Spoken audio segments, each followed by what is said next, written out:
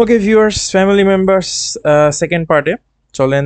গতকালকে যেখান থেকে আমরা শেষ করছি এখান থেকে শুরু করি। প্রথমে দাদা বা নানা হচ্ছে আভো। আভো,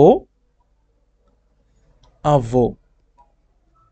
আর দাদি বা নানি হচ্ছে আভ। আভ। এখানে আভো। দেখেন, এটা কিন্তু যারা ডায়াক্রিটিক্সের যেই লেসনটা ছিল মিস করছেন তারা কিন্তু বুঝবেন না, তাদেরকে দুইটাই হলো একই জিনিস, আপনার মনে হচ্ছে যে দুইটা একই জিনিস, অথচ না।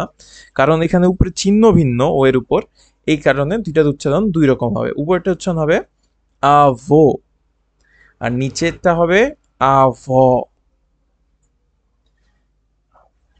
আর দাদা দাদি বা নানা নানি দুইজনকে একসাথে আমরা বলবো আভোস। আভোস, আভোস। আর নাতি হচ্ছে নেতু। নেতু, নেতু। আর নাতনি নেতা, নেতা, নেতা।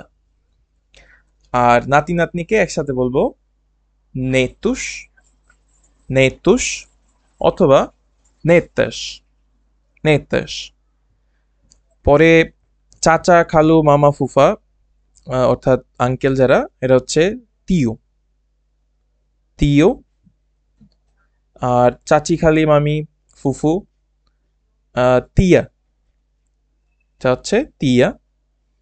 আহ, শ্বশুর বা ফাদার ইন ল হচ্ছে সোগ্রো, সোগ্রো। আর মাদার ইন ল হচ্ছে বা শাশুড়ি হচ্ছে সোগ্রা, সোগ্রা।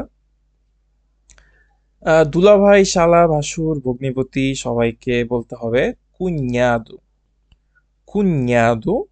আর শালি যা ননদ, অর্থাৎ সিস্টার ইন ল ক্যাটাগরিতে যারা পড়ে তাদের বলতে হবে কুঞ্ঞাদা, কুঞ্ঞাদা। আর জামাই অর্থাৎ সন ইন ল অর্থে জামাই হইলে বলতে হবে জেন্দ্র, জেন্দ্র।